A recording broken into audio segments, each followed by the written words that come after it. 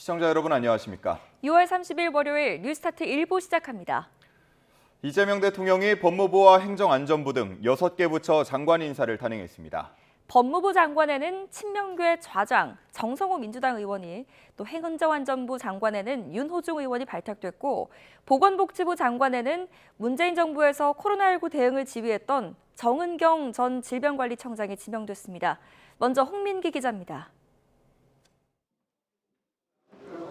이재명 정부의 검찰개혁을 이끌 초대 법무부 장관에 민주당 5선 정성호 의원이 낙점됐습니다. 정 후보자는 이 대통령과 사법연수원 동기로 38년 동안 인연을 이어온 친명계 좌장으로 꼽힙니다.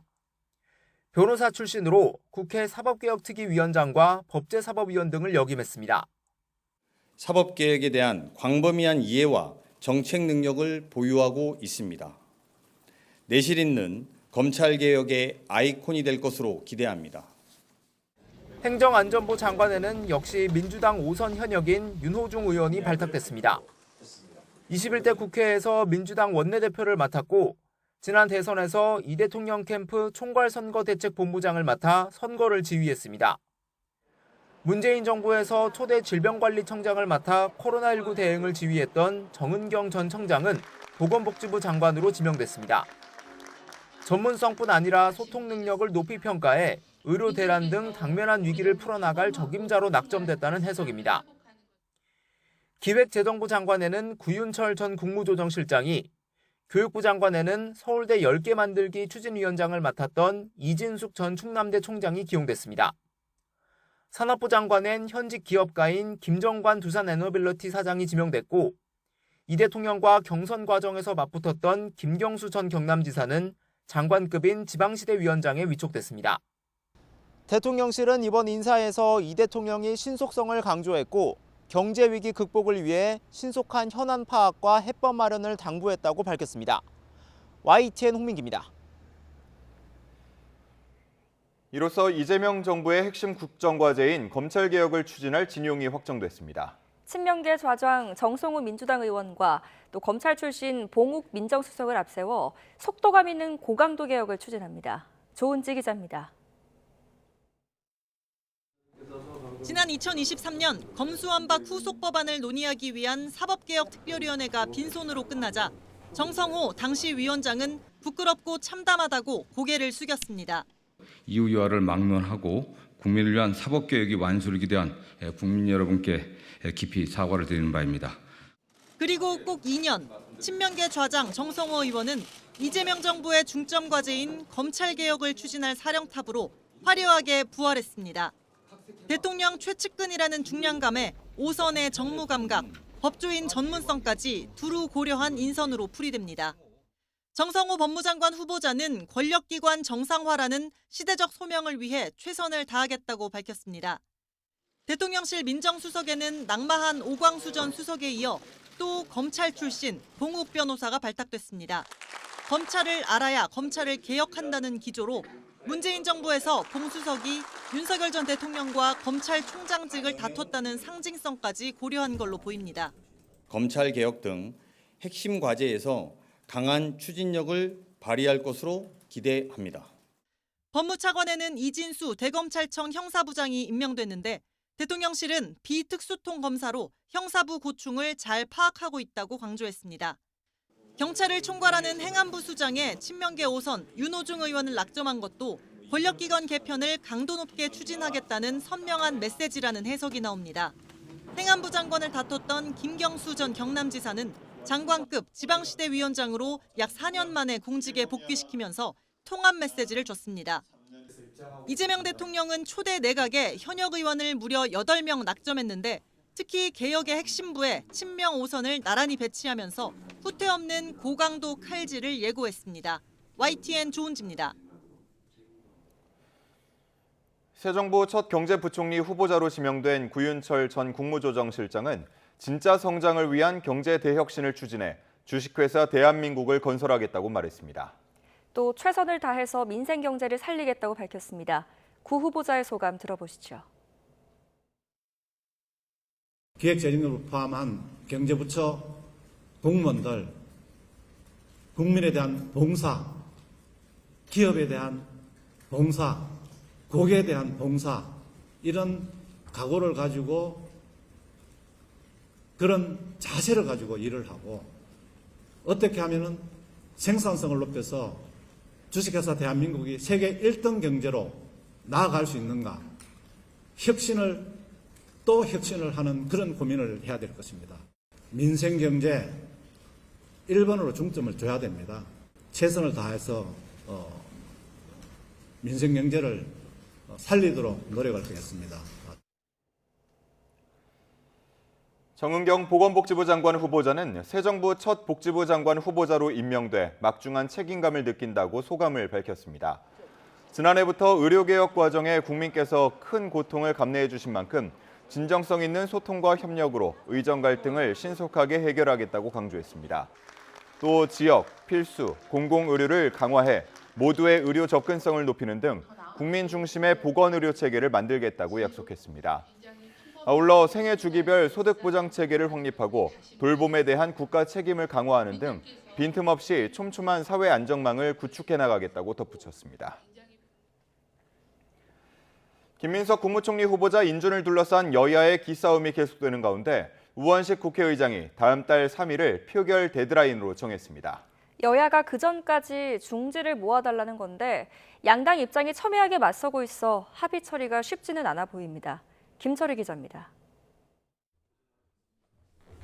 여야가 김민석 후보자 인사청문 보고서 채택에 실패한 날, 우원식 국회의장은 다시 한번 합의를 촉구하고 나섰습니다. 관행에 따라 여야가 인준의 뜻을 모아달라며 오는 목요일을 인준 표결 시한으로 못 박았습니다. 국회의장 압박에도 불구하고 여야는 좀처럼 입장차를 좁히지 못하고 있습니다.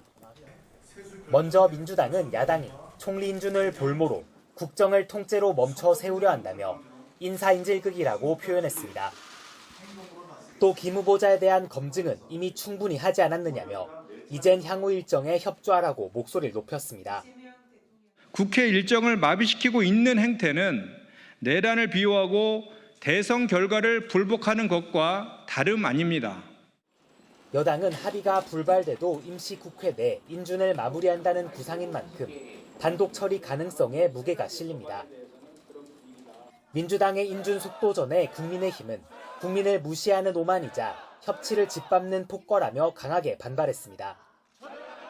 특히 국회 철야 농성에 이어 국민청문회까지 예고하며 장외 여론전에 박차를 가하는 모습입니다.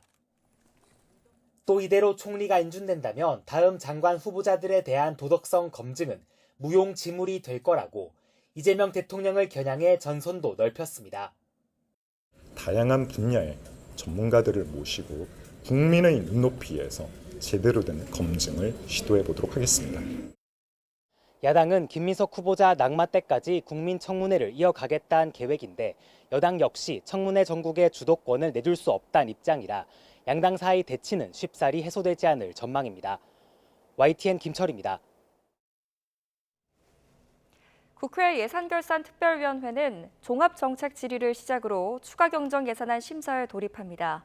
국회 예결위는 오늘 오전 10시부터 전체 회의를 열고 기재부 등 정부를 상대로 30조 5천억 원 규모의 추경안을 두고 종합정책 질의를 진행합니다. 예결위는 내일과 모레 예산 소위 심사를 마친 뒤 이르면 이번 주 목요일 추경안을 의결한다는 방침입니다. 조은석 내란특검팀이 윤석열 전 대통령에게 내일 오전 9시 다시 나와 조사받으라고 서면으로 통보했습니다. 특검은 그제 윤 전 대통령을 상대로 첫 조사를 마치고 추가 조사가 필요하다며 오늘 오전 9시로 통보했던 2차 소환 일정을 하루 미루기로 했습니다. 박지영 특검보는 언론 브리핑을 통해 건강 문제와 재판 준비 등의 이유로 조사를 늦춰달라는 윤 전 대통령 측 의견을 접수한 뒤 수사의 필요성을 고려해 내일로 날짜를 변경했다고 밝혔습니다. 박 특검보는 윤 전 대통령이 내일 소환에도 납득할 수 없는 이유를 들어 불응한다면 형사소송법 절차에 따라 진행할 예정이라고 설명했습니다. 검찰이 아닌 경찰이 신문을 맡을지를 두고 윤석열 전 대통령과 내란 특별검사 양측의 신경전은 더욱 격화했습니다. 특검은 경찰의 조사를 문제 삼은 윤 전 대통령 변호인이 수사 방해를 하는 것이라며 전담 수사 인력 파견 요청에 나섰습니다. 이준엽 기자의 보도입니다. 윤석열 전 대통령 측은 첫 조사가 3시간 넘게 파행한 원인이었던 경찰 박창환 총경의 조사 참여를 또다시 문제 삼았습니다.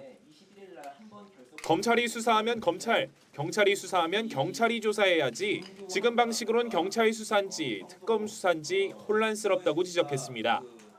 박 총경이 윤 전 대통령 체포와 무관하다는 경찰 반박에도 불구하고 당시 현장에 있던 사건 당사자니 회피해야 한다는 주장을 거듭했습니다. 절차의 불명확함이 향후 재판 과정에서 쟁점으로 비화할 수 있다며 특검이 예정된 결론을 향해 조급함을 보이는 것 아니냐고 날을 세웠습니다. 특검도 물러서지 않고 물은 물인데 설명해야 하는 상황이 안타깝다며 조목조목 반박하고 나섰습니다. 파견 경찰이 압수수색에 참여하는 것은 당연하다 보면서 조사를 못하는 건 논리모순 아니냐고 꼬집었습니다. 변호인 실명까지 거론하며 박 총경이 윤 전 대통령 체포영장 집행에 관여하지 않은 걸 알면서도 사실과 다른 주장을 유포해 수사방해를 한 거라고 정조준했습니다. 아예 경찰청에 수사방해 사건을 전담할 경찰관 3명을 파견 요청하고 지휘 고하를 막론하고 엄정하게 수사할 거라고 엄포를 놨습니다. 특검으로서는 윤 전 대통령 측이 공수처 수사를 집요하게 흔든 전력이 있는 만큼 흠집 내기에는 초기부터 강경 대응이 불가피할 거라는 관측이 나옵니다. 다만 특검은 빠른 증거 수집을 위해 조사 당일 경찰 참여 부분을 뒷순위로 미루는 정도는 가능하다는 반응을 보이고 있습니다. YTN 이준엽입니다. 첫 특검 조사를 앞두고 포토라인에 섰던 윤석열 전 대통령은 입을 굳게 닫았습니다. 과거 공개 소환된 전직 대통령들이 짧게라도 사과의 말을 남겼던 것과는 극명하게 대비되는 모습인데요. 부장원 기자가 자세하게 전해드립니다. 역대 대통령 가운데 처음 수사기관에 공개 소환된 건 노태우 전 대통령입니다. 비자금 사건으로 조사를 받기 전 노 전 대통령은 짧은 사과의 말을 남겼습니다.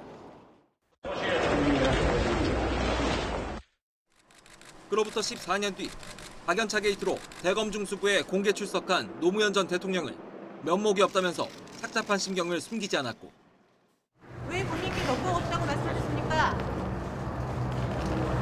면목 없는 일이 있어요. 지금 심경을 좀 말씀해 주시죠. 2017년 3월 국정농단 사건으로 소환된 박근혜 전 대통령은 국민께 송구하다고 사과했습니다.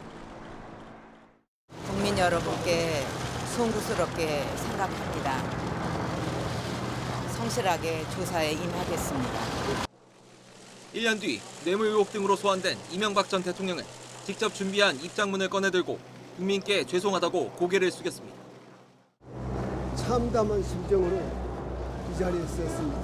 저와 관련된 일로 국민 여러분께 심려를 끼쳐드려서 대단히 죄송합니다. 하지만 전직 대통령 가운데 5번째로 포토라인에 선 윤석열 전 대통령의 모습은 달랐습니다. 쏟아지는 질문에도 입을 굳게 다문 채 조사실로 향했고 지하주차장으로 들어가지 않은 이유 있으실까요? 조석 특검을 8년 만에 피의자 신분으로 만나셨는데 어떻게 보시나요? 다음 날 새벽 조사를 마치고 귀가하면서도 묵묵부답이었습니다. 일부 조사 불연 거부하신 이유가 뭡니까? 검사 시절 피의자가 조사자 설득할 수 있게 해주셨습니까? 김건희 여사. 과거 포토라인에 선 전직 대통령들이 짧게라도 국민에게 사과했던 것과는 사뭇 다른 모습입니다. 윤 전 대통령이 마지막으로 대국민 메시지를 낸 건 지난 1월 체포되기 전 남긴 영상 메시지가 전부로 이후 내란 우두머리 사건 재판을 받으면서도 국민에 대한 사과는 한 차례도 한 적 없습니다. YTN 부장원입니다. 사건 사고 한 줄 뉴스입니다. 어제 오후 3시 40분쯤 전북 무주군 대전 통영 고속도로 하행선에서 SUV가 앞서가던 2.5톤짜리 트럭을 들이받아 5명이 병원으로 옮겨졌습니다. 지난해 국내 교통사고 가해 운전자 중 65세 이상 고령층 사고가 4만 2천여 건, 비율은 21.6%로 모두 역대 최고치를 기록했습니다. 어제 오후 6시 10분쯤 전남 여수시 낙포부두 인근 해상에서 항해하던 핫코일 운반선과 정박 중인 LPG 운반선이 충돌했지만 두 선박에 타고 있던 승선원 30여 명은 모두 다치지 않았습니다. 어제 오후 5시 50분쯤 전남 여수시 율촌면에 있는 리프트 장비 대여업체 창고에서 불이 나 50여 분 만에 불이 꺼졌고 인명피해는 없었습니다.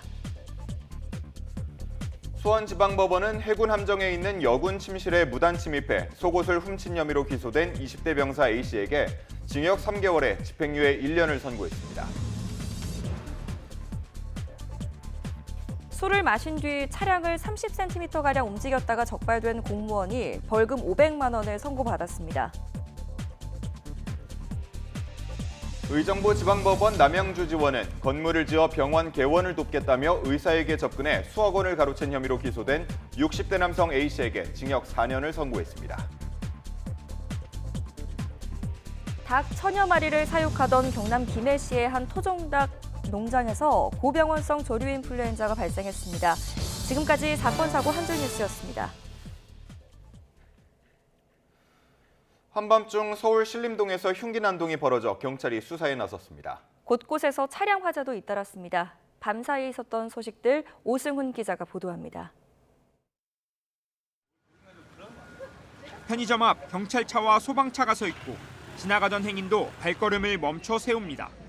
어제 저녁 8시 40분쯤 서울 관악구 신림동 빌라에서 흉기 난동 신고가 접수돼 경찰이 수사에 나선 겁니다. 집 안에 있다가 방에 있다가 밖에서 무슨 소리가 나서 나가봤더니 강도가 있었다. 그 다음에 도망쳐 나와서 신고를 했다. 집 안에 있던 20대 남성이 어깨에 상처를 입고 신고하러 밖으로 나가던 30대가 발목을 다쳤는데 생명에 지장은 없는 거로 파악됐습니다. 가해자로 추정되는 남성은 6층 높이 옥상에서 떨어져 심정지 상태로 발견됐습니다. 경찰은 초인종 소리에 문을 열어줬다가 변을 당했다는 진술을 토대로 정확한 경위와 범행 동기를 조사하고 있습니다. 갓길에 서 있는 승용차에 불길이 치솟습니다. 어젯밤 11시쯤 서울 올림픽대로에서는 동작대교 부근을 지나던 승용차에 불이 났습니다. 불은 30분 만에 꺼졌고 운전자가 미리 대피해 다친 사람은 없었습니다. 비슷한 시각 충남 서산에서는 승용차가 고라니를 피하려다 가드레일을 들이받는 사고가 났습니다. 차에 불이 붙으면서 소방서 추산 4천여만 원의 재산 피해가 났습니다. YTN 오승훈입니다. 6월의 마지막 휴일이었던 어제 경북 경주 기온이 37.5도까지 오르는 등 전국적으로 폭염이 기승을 부렸습니다. 시민들은 계곡과 그늘을 찾아 찜통 더위를 식히며 휴일을 보냈습니다. 이윤재 기자가 전해드립니다. 녹음이 우거진 팔공산 아래 계곡. 시원하게 흐르는 계곡물에 몸을 담그면 폭염이란 단어마저 잊을 정도입니다. 튜브를 타고 노는 아이들은 시간 가는 줄 모르고 물놀이 산매경에 빠졌습니다. 어른들도 즐겁기는 마찬가지. 김밥에 치킨, 또 시원한 음료 한 잔이면 35도를 웃도는 더위도 두렵지 않습니다. 집이 요새 엄청 습해가지고 걱정 많았거든요. 근데 공기 좋고 물 좋고 시원하게 오니까 애들도 기분 좋아하니까 저희도 덕분에 기분 좋은 것 같습니다. 이거 시원하게 먹으니까 더위가 날아가는 것 같습니다. 너른 들판에 샛노란 해바라기 수십만 송이가 장관을 이뤘습니다. 해바라기 사이로 이어진 길은 여름꽃을 즐기러 나온 사람들로 가득합니다. 가족과 함께 즐기는 휴일이 더없이 즐겁지만 푹푹 찌는 더위에 얼굴을 타고 흐르는 땀은 막을 수 없습니다. 지금 아니면은 볼 수가 없기 때문에 조금 서둘러가지고 왔습니다. 더운데도 불구하고 해바라기가 이렇게 만개한 걸 보니까 기분이 너무 좋습니다. 6월의 마지막 휴일, 폭염특보가 중부지방까지 확대하고 남부 곳곳에는 폭염경보가 내려졌습니다.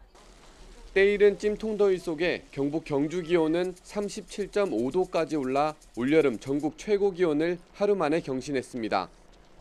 경남 밀양은 연이틀 36도를 웃돌았고 대구와 경북 영천 등 남부지방 곳곳에서 35도를 넘는 무더위가 맹위를 떨쳤습니다.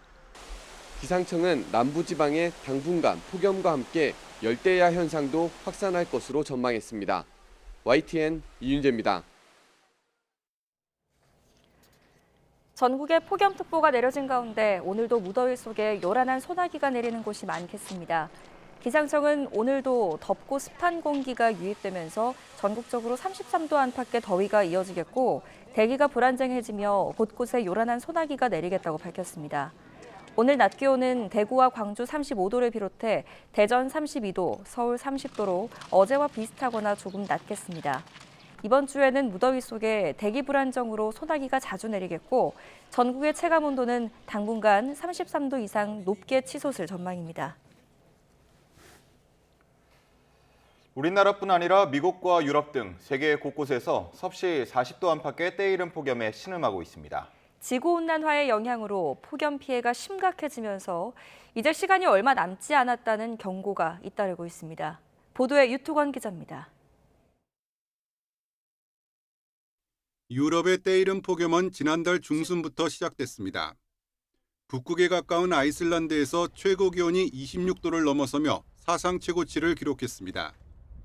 이어서 스페인과 포르투갈에서 40도 안팎까지 기온이 오르더니 이달 들어선 유럽 전체가 폭염에 시달리고 있습니다. A ver, en Madrid siempre hace muchísimo calor. Lo que me sorprende es que haga tan pronto. O sea, aún estamos en julio, agosto, perdón. Suelen ser horribles, pero ya. 각국 정부가 일찌감치 비상태세에 들어간 가운데 그리스를 포함한 남부에선 산불까지 확산하고 있습니다. 한 해 4만 4천 명에 이르는 폭염 관련 사망자가 급증하지 않을까 우려도 커지고 있습니다. 대서양 너머 캐나다와 미국에서도 이달 중순 40도를 넘는 더위가 나타나 수억 명이 영향을 받았습니다. 남아시아와 중동도 기록적인 폭염에 신음하고 있고 시베리아 극동 지역의 기온은 40도에 육박하기도 했습니다. 과거보다 길어지는 여름은 관측 기록에서도 뚜렷하게 확인되고 있습니다. 20세기 마지막 20년간 북반구의 평균 기온이 21도를 넘는 기간은 한 달여 정도였지만 역사상 가장 뜨거웠던 지난해엔 84일에 이르렀습니다. 올해도 이달 하순부터는 21도를 넘어선 것으로 추정됩니다. And with a warming climate, you get more moisture. You start increasing the frequency of a lot of things. Heat is definitely a killer. 이런 가운데 지금처럼 온실가스를 배출하면 3년 뒤엔 한계치를 완전히 넘어설 거란 연구 결과가 나왔습니다. 60여 명의 과학자들이 분석한 결과 지구 전체의 온도 상승을 1.5도 미만으로 억제하기 위해 남은 탄소 허용치는 1,300억 톤뿐이었습니다. 지난해 전 세계 온실가스 배출량은 다시 늘어나 420억 톤에 이르렀습니다. At 1.5 or at 2 degrees, we now expect higher risks to ecosystems, to poor populations, for tipping points to happen. 파국이 임박했다는 경고가 나오고 있지만 잇따른 전쟁과 트럼프 대통령의 집권 등으로 인류의 대응은 오히려 후퇴하고 있습니다. YTN 유토원입니다. 트럼프 미국 대통령이 이란의 제재를 해제할 수도 있다며 협상 재개를 위한 메시지를 보냈습니다. 이란의 핵시설을 완전히 파괴했고 이란이 농축 우라늄을 미리 옮기지 못했다는 기존의 주장도 되풀이했습니다. 워싱턴 홍상희 특파원입니다. 트럼프 대통령이 이란에 대한 제재 해제 카드를 또다시 꺼내들었습니다. 폭스 뉴스와의 인터뷰에서 트럼프 대통령은 이란이 평화롭게 행동하고 위협이 되지 않을 경우 제재를 해제할 것이라고 말했습니다. 미국과의 대화 재개에 선을 그은 이란을 협상 테이블로 돌아오게 하려는 당근책으로 풀이됩니다. 트럼프 대통령은 지난 24일에도 SNS에 중국이 계속 이란산 석유를 구입할 수 있다고 언급하기도 했습니다. 다만 이란이 핵무기를 가질 수 없다는 원칙이 여전하다는 점은 분명히 밝혔습니다. I would say Iran cannot have a nuclear weapon. They've wanted this for years and they were weeks away from getting it. 미군 공격으로 이란의 핵시설을 완전히 파괴했다는 기존 주장도 되풀이했습니다. CNN and the New York Times was saying, well, maybe it wasn't as good as Trump said. Maybe it wasn't totally obliterated. And then it turned out, no, it was obliterated like nobody's ever seen before. 이란이 미리 농축 우라늄을 옮겼을 개연성에 대해서도 매우 어렵고 위험한 일인데다 공격 계획을 미리 알리지도 않았다며 이란은 아무것도 옮기지 않았다고 주장했습니다. 이란이 핵 개발을 포기하지 않을 수도 있겠지만 이번 미군의 공격으로 매우 지쳐 포기할 것이라고 생각한다고 말하기도 했습니다. 트럼프 대통령은 이스라엘과 이슬람권 국가와의 국교 정상화를 위한 아브라함 협정과 관련해 현재 훌륭한 국가들이 몇 곳 있다며 참여국 확대 가능성을 시사했습니다. 워싱턴에서 YTN 홍상입니다. 이란 핵시설 파괴 정도와 농축 우라늄 이동 가능성을 두고 국제원자력기구 사무총장이 트럼프 미국 대통령의 주장과는 다른 전망을 내놨습니다. 구체적 증거 없이 주장만 되풀이하는 모양새가 이어지면서 논란은 계속될 전망입니다. 신윤정 기자의 보도입니다. 라파엘 그로시 국제 원자력 기구 IAEA 사무총장이 핵시설 손상에도 이란이 몇 달 안에 농축 우라늄 생산을 재개할 수 있을 것으로 전망했습니다. 그로시 사무총장은 현지 시간 27일 진행된 미국 CBS 방송과의 인터뷰에서 이란 핵시설 일부는 여전히 건재하다며 이같이 밝혔습니다. 미국이 핵시설 3곳을 타격하기 전 핵무기 제조에 필요한 농축 우라늄 일부는 이동됐을 수도 있다고 말했습니다. 그로시 총장은 앞선 인터뷰 등을 통해서도 이란 핵 프로그램이 완전히 파괴됐다는 트럼프 미 대통령의 주장은 과장됐다는 입장을 피력해왔습니다. Il sera beaucoup plus difficile à l'Iran de continuer avec les rythmes qu'ils avaient, mais c'est que cette 핵탄두의 원료로 농축될 수 있는 농축 우라늄의 행방에 대해 구체적인 증거 없이 정황과 주장만 이어지는 상황. 이란 의회는 지난 25일 IAEA와 협력을 잠정 중단하는 내용의 결의안을 통과시키며 IAEA 사찰관의 현장 검증을 허용하지 않겠다는 입장입니다. The only way we're going to know is when we get inspectors back on the ground, and to get inspectors back on the ground is going to require diplomacy. 이런 가운데 미국의 연구소는 위성 사진을 토대로 이란이 이스라엘과 휴전을 기회 삼아 파괴된 핵시설을 복구하고 있다는 주장도 펼쳤습니다. 국제 사찰단의 현장 검증 필요성이 커지는 상황에서 미국과 이란의 핵 협상 재개 등 외교적 대화가 더욱 중요해질 전망입니다. YTN 신윤정입니다. 트럼프 미국 대통령의 시리아 특사인 톰 베럭 주 튀르키예 미국 대사는 이스라엘이 시리아, 레바논과 평화협정을 맺기를 바란다고 밝혔습니다. 베럭 대사는 튀르키예 국영 아나들루 통신과의 인터뷰에서 아메드 알샬라 시리아 대통령은 이스라엘을 증오하지 않고 국경의 평화를 바란다는 것을 분명히 했다며 이같이 전했습니다. 또 이스라엘과 이란 사이에 벌어진 일은 우리 모두가 이제 멈추고 새로운 길을 열자고 말할 기회라며 중동은 새로운 대화를 시작할 준비가 됐다고 말했습니다.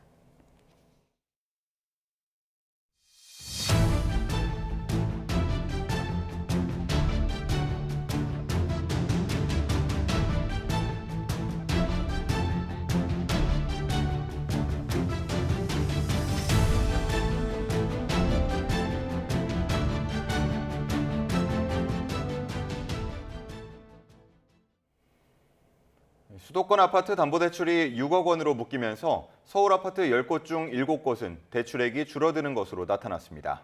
내 집 마련의 꿈을 코앞에 뒀던 실수요자들은 하루아침에 4억 원이 넘는 돈을 더 마련해야 하는 처지가 됐습니다. 박기환 기자입니다.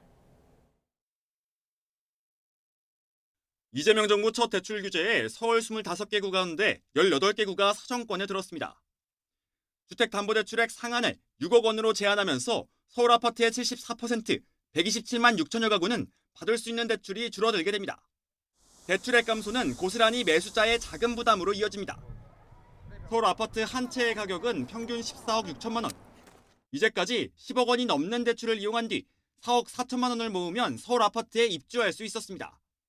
하지만 이제 필요한 자금만 8억 6천만 원, 2배 더 많은 현금이 필요해진 셈입니다.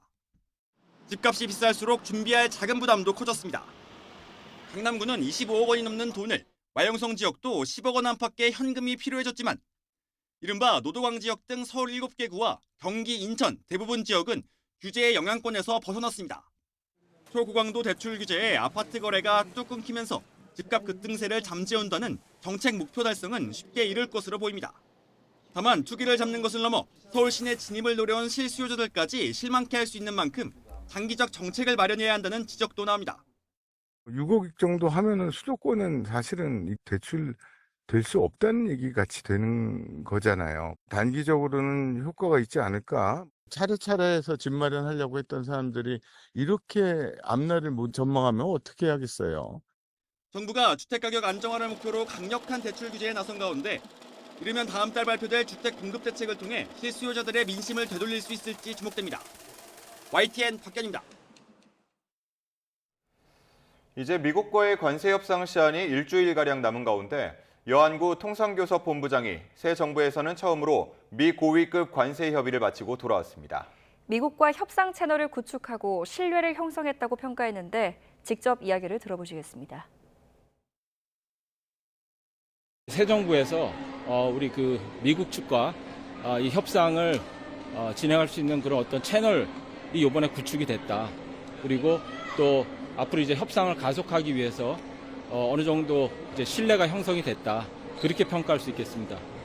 다른 나라에 비해서 협상 진행 속도가 상당히 좀 늦었던 측면이 있고, 그래서 지금 현재로서 우리가 뭐 안심할 수 있는 상황은 아니다. 미국 측에서 요구한 부분, 그리고 또 우리가 민감한 부분, 이런 부분에 대해서 충분히 우리가 설명을 하고 많은 이제 논의가 있었고요. 이 알래스카 프로젝트도 사실 미 측에서는 굉장히 관심을 계속 보이고 있고 한국이 참여하기를 바라고 있습니다. 다음 달 8일 관세 유예 시한을 앞두고 도널드 트럼프 대통령이 모든 국가에 관세 서한을 보낼 것이라고 말했습니다. 트럼프 미국 대통령은 미국이 할 일은 서한을 보내고 미국에서 살 수 있도록 허용하지만 25%, 35%, 50% 또는 10%의 관세를 부과할 것이라고 말하는 것이라고 강조했습니다. 또 현재 협상이 진행 중인 일본에 대해 미국이 수백만 대의 일본 차를 수입하지만 일본은 미국 차를 수입하지 않는 건 불공평하다며 일본에도 서한을 보낼 수 있다고 말했습니다. 트럼프 대통령은 또 일본과 한국이 미국 자동차 업체보다 낮은 관세를 적용받는 협정을 체결할 수 있다고 우려한다는 질문에 미국 자동차 업체들은 그 문제를 걱정할 필요가 없을 것이며 그런 일은 일어나지 않을 것이라고 밝혔습니다. 미국과 일본이 7번째 관세 협상을 이어갔지만 핵심인 자동차 관세에서 여전히 접점을 찾지 못한 것으로 알려졌습니다. 우리나라 역시 대미 수출 품목 1위가 자동차인 만큼 한미 협상 역시 미일 협상에 못지않은 협로를 예고하고 있습니다. 도쿄에서 김세호 특파원입니다. 미국을 방문한 아카자와 료세이 경제재생상은 하워드 러트닉 미 상무장관과 1시간 동안 관세 협상을 이어갔습니다. 이튿날에도 러트닉 장관과 추가로 2차례 통화하며 협의를 이어갔습니다. 일본 정부는 무역 확대, 비관세 조치, 경제안보 협력에 관해 내실 있게 논의했다며 미일 양측에 이익이 되는 합의를 실현하도록 조율을 이어가겠다고 발표했습니다. 하지만 일본의 핵심 사안인 자동차 관세에서 여전히 평행선을 달리는 것으로 알려졌습니다. 29일 귀국하려던 아카자와 경제재생상은 미 재무장관과의 회담을 위해 미국 체류를 연장한 것으로 전해졌습니다. 니케이 설문조사에서 일본 기업의 35%가 미관세로 제품 서비스 가격을 인상했거나 인상을 예정 검토하고 있다고 답했습니다. 徐々に価格転嫁をしていくんじゃないかなというふうには考えていまして、実際一部のメーカーでは関税影響とは明言してないですけれども、値上げをちょっとしますよということを公表している企業も出てきて。 최근 미국과 고위급 협상을 벌인 우리 정부도 미일 협상 상황에 촉각을 곤두세우고 있습니다. 특히 우리나라의 대미 자동차 수출액은 51조 원으로 대미 수출 품목 1위입니다. 일본과 마찬가지로 우리나라도 조선업 협력을 주요 협상 카드 중 하나로 제시하는 등 협상 환경도 비슷합니다. 이 때문에 우리나라 역시 일본 못지않게 미국과의 협상에서 험로를 걸을 가능성이 커 보입니다. 도쿄에서 YTN 김세호입니다. 오늘의 주요 경제 일정입니다. 한미가 관세를 포함한 통상협상을 벌이고 있는 가운데 정부가 오늘 관련 공청회를 엽니다. 국민 여론과 이해관계자, 전문가 의견 등을 수렴하기 위해서인데요. 정부가 그간 미국 측과의 협의 진행 경과도 일부 공유할 예정이어서 이목이 쏠리고 있습니다. 통계청이 5월 산업활동 동향을 발표합니다. 미국 관세 정책 충격파가 보다 가시적으로 드러날 것으로 보이는데요. 지난 4월 지표에서는 산업 생산, 소비, 투자 지표가 일제히 위축하면서 석 달 만에 트리플 감소를 기록했습니다. 기획재정부가 5월까지 국세 수입을 공개합니다. 기재부가 10조 원의 세입 경정까지 나설 정도로 빠듯한 세수 상황을 확인할 수 있는 자료인데요. 이와 관련해서 오늘 공개가 됩니다. 한국조폐공사가 대한민국 광복 80주년 기념 메달을 출시했습니다. 숫자 80을 기하학적 모양으로 디자인하고 뒷면은 한국 주력 수출품인 반도체 웨이퍼 패턴을 적용한 게 특징입니다. 금메달과 은메달 등 두 종류로 오늘부터 다음 달 11일까지 기업은행, 우체국 등에서 구매 신청을 받는다고 합니다.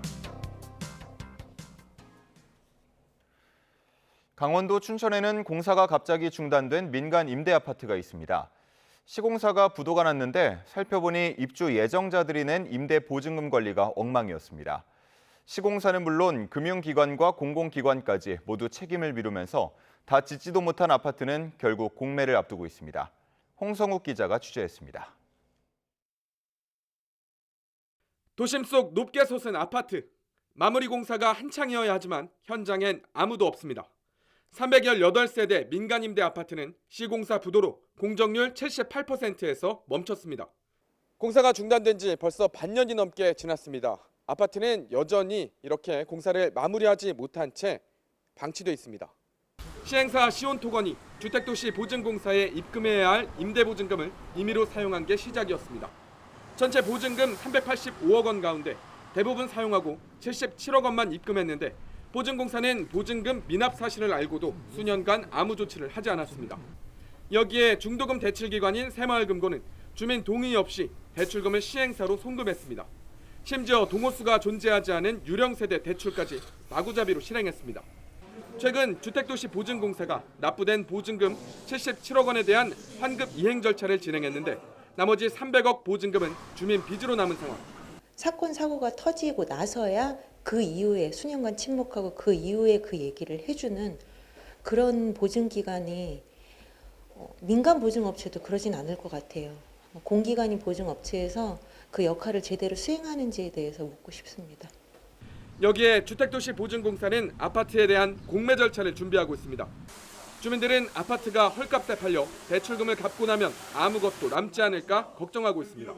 공매를 낙찰받으신 사업자가 사업을 이어나가려면은 지금 현재 이해관계자들과의 그 협조가 필요할 거예요. 그렇기 때문에 그 과정에서 협의하는 과정에서 임차인들의 그 손실이 최소화될 수 있도록 중간에서 시에서 최대한의 역할을 하겠습니다. 시행사 대표는 구속됐고 대출을 실행한 새마을금고 관계자들도 수사를 받는 상황. 하지만 시행사와 금융사, 보증기관 모두 책임을 떠넘기며 수백억 보증금 피해는 고스란히 입주 예정자들이 떠안게 됐습니다. YTN 홍석욱입니다. 정부가 해외 과학자의 국내 연수를 지원하고 비자 혜택도 제공하는 등 해외 연구 인력 끌어오기에 사활을 걸고 있습니다. 하지만 이들의 연구 성과나 국내 연구 환경의 기여를 확인하는 과정이 미흡하다는 지적이 나옵니다. 임늘솔 기자가 보도합니다. 과학기술정보통신부는 에이펙 영내 과학계 교류를 활성화하기 위해 회원국 과학자들을 국내로 초청해 연수 프로그램을 제공하고 있습니다. 연수생에게는 왕복 항공권과 월 250만 원의 체재비가 지급됩니다. 100여 명의 외국 과학자들이 참여해 올 하반기까지 진행되는 사업으로 모두 20억 원 예산이 소요됩니다. I hope it will serve as a stepping stone to more robust scientific exchanges and build a sustainable network for research collaboration. 많은 예산이 투입됐지만 연수 프로그램의 성과를 확인하는 절차는 미흡하다는 지적입니다.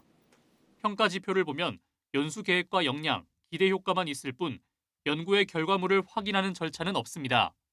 이 때문에 과기정통부가 실질적인 협력이나 공동 연구 성과보다는 해외 연구자들에게 보여주기식 행사를 진행한다는 지적이 나옵니다. 과기정통부는 이와 함께 외국인 과학기술자 고용추천 제도인 사이언스 카드도 추진하고 있습니다. 고용추천서를 발급해 외국인 석박사급 인재가 비자를 더 쉽게 받고 국내에서 정착할 수 있도록 돕겠다는 건데 정작 국내 연구자들의 취업 문제는 소홀하다는 지적입니다. 지금도 많은 국내 대학 교수를 비롯해서 국내파 박사 및 대학원생들이 열악한 조건 하에서도 자생적 학문 생태계 구축을 위해서 힘쓰고 있는데 이런 상황에 묻지마식으로 해외 과학기술인 지원책을 도입하는 것은 고군분투하는 국내 과학인들의 사기를 떨어뜨리고 우리 학문 생태계를 해칠 위험이 있다 생각이 듭니다. 이런 가운데 국내 이공계 청년들은 더 나은 연구 환경이나 안정적인 일자리를 위해 매년 3만 명가량이 해외 유학을 택하고 있습니다. YTN 사이언스 임늘솔입니다.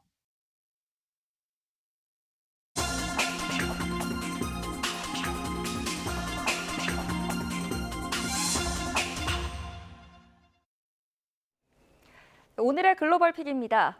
일본 연구팀이 몇 시간 만에 바닷물에 녹는 플라스틱을 개발했습니다. 이 생분해성 플라스틱은요, 기존의 것보다 빨리 분해가 돼서 흔적을 남기지 않는다고 합니다. 한상옥 기자입니다. 플라스틱 샘플을 소금물이 담긴 페트리 접시에 넣은 뒤 몇 시간 지나자 플라스틱이 빠르게 녹습니다.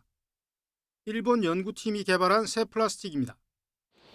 기존의 많은 생분해성 플라스틱은 분해될 때 잘 녹거나 완전히 녹지 않아 인간과 환경에 해로운 미세 플라스틱을 남겼습니다.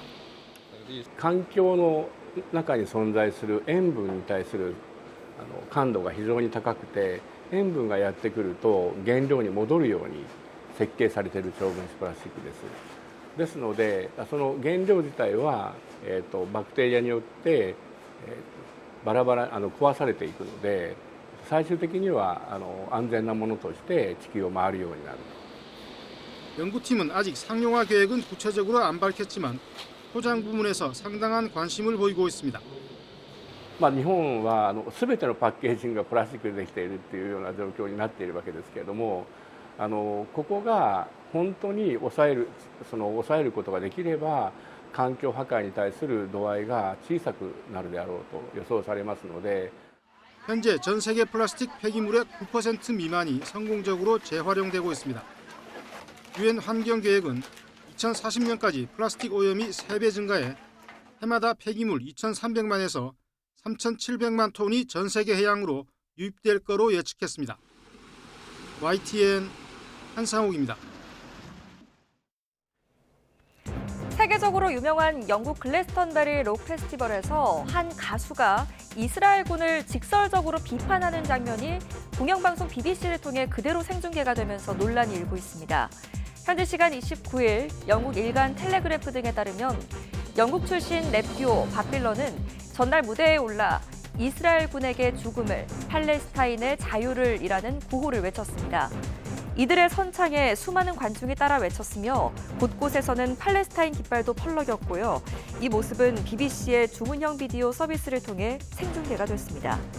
BBC 대변인은 텔레그래프에 밥 딜런의 공연 중 일부 발언은 매우 공격적이었다고 인정하면서도 생중계 도중 돌발 상황에 대비해서 경고 문구가 화면에 표시됐다고 해명했습니다. 중국 정부가 일본의 후쿠시마 제1원전 오염수 방류를 이유로 중단했던 일본산 수산물 수입을 1년 10개월 만에 조건부로 재개하기로 했습니다. 중국 해관총서는 29일 일본 후쿠시마 핵오염수 해양 방류에 대한 장기적인 국제 모니터링과 또 중국의 독립적인 샘플 채취와 검사 결과 이상이 발견되지 않았다며 이같이 밝혔습니다. 다만 후쿠시마현과 군마현, 도치기현, 이바라키현 등 2023년 8월 이전에 수입이 금지됐던 10개 도와 현은 이번 수입 재개 대상에서도 제외가 됐습니다. 프랑스에서 주요 공공장소 주변에서 흡연이 현지 시간 29일부터 금지된다고 AFP 통신 등 외신들이 보도했습니다. 프랑스 정부가 관보에 게재한 명령에 따르면 버스 정류장, 공원과 해변, 도서관, 수영장, 학교 주변 10m 이내에서 흡연이 불가능합니다. 위반 시에는 135유로, 우리 돈으로 하면 21만 원 정도의 과태료가 부과가 되고요. 기한 내에 과태료를 내지 않을 경우 최대 750유로까지 할증됩니다. 중국에서 처음으로 스스로 작동하는 휴머노이드 로봇 축구 대회가 열렸다고 CCTV 등 중국 관영 매체들이 보도했습니다. 첨단 시각 센서를 장착한 로봇은 공을 식별하고 또 주변을 탐색할 수도 있고 넘어지면 스스로 일어설 수 있도록 설계가 됐습니다. 그러나 경기 도중 일부 로봇들은 충돌한 뒤 스태프에 의해 경기장 밖으로 옮겨져야 했습니다. 주최 측은 중국 최초의 완전 자율 인공지능 로봇 축구 경기라며 기술적 혁신과 산업적 적용의 결합은 물론 로봇을 실생활 환경으로 가져가는 중요한 창구라고 의미를 부여했습니다. 지금까지 글로벌 픽이었습니다. 서울시가 자율주행 마을버스인 지역 동행 자율주행 버스를 최초로 동작구에 도입해 오늘부터 운행을 시작합니다. 시는 그동안 심야 자율주행 버스, 새벽 동행 자율주행 버스를 운행해 왔는데 이번에는 지역에서 대중교통이 단절된 구간을 운행하는 자율주행 버스를 도입했습니다. 이번에 도입되는 자율주행 마을버스는 숭실대 중문에서 숭실대 입구역을 거쳐 중앙대 후문까지 왕복 운행하며 오전 10시부터 오후 4시 10분까지 무료로 이용할 수 있습니다. 6월의 마지막 날인 오늘도 푹푹 찌는 듯한 더위가 이어지겠습니다. 밤사이에도 열기가 식지 못한 포항은 현재 27.5도를 보이고 있고요. 서울도 열대야 기준인 25도를 웃돌고 있습니다. 한낮에는 포항이 34도, 서울은 30도까지 오르겠고 습도가 높아서 체감상 더 덥겠습니다. 현재 서울을 제외한 그 밖의 지역 곳곳에 폭염특보가 발령 중인데요. 폭염특보는 점차 확대, 강화될 것으로 보입니다. 현재 기온 보시면 곳곳에서 열대야나 열대야 수준의 밤더위가 나타나고 있습니다. 현재 서울 기온 25.7도, 강릉 28.5도, 포항은 27.5도를 보이고 있습니다. 낮 동안에는 대부분 체감온도가 33도 안팎까지 치솟겠습니다. 서울 30도, 광주 34도, 대구는 35도까지 오르겠습니다. 또 오후에는 수도권과 동쪽 내륙에 5에서 20mm의 요란한 소나기가 지날 수 있겠습니다. 내일은 새벽부터 아침 사이 중북부 지방에 비가 조금 오겠고 내륙을 중심으로는 소나기가 지날 전망입니다. 날씨였습니다. 이상으로 뉴스타트 1부 마칩니다. 잠시 뒤 2부가 계속됩니다. 시청해주셔서 고맙습니다.